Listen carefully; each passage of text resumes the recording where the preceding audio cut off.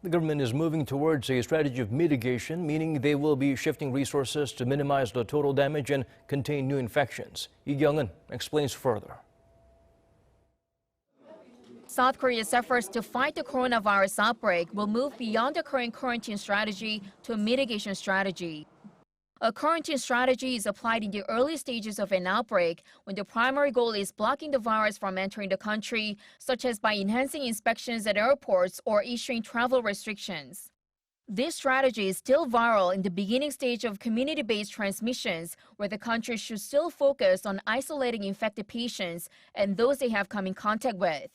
But when the outbreak enters an advanced stage where the virus spreads into general communities, it is time to move on to a new strategy as it becomes impossible to track the links between patients.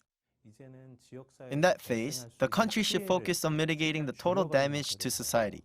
It should use limited resources more effectively by separating patients based on the severity of their symptoms and dedicating more resources to high-risk patients. On Monday, following the latest spike in infections, the government announced that the country is in transitional period where both strategies will be carried out simultaneously.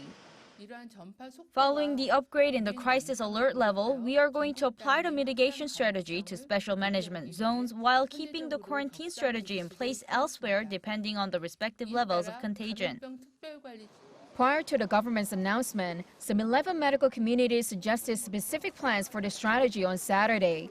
Topping the list was establishing an emergency medical delivery system, citing the case of Daegu, which is currently suffering from medical shortages due to the series of clusters of infections. Experts also said companies should allow ill workers to work from home and use flexible work hours without a doctor's prescription. However, they added that as well as the government's measures, it is crucial that the public follows personal hygiene advice to prevent an explosive surge of infections. Kyung-eun, Arirang News.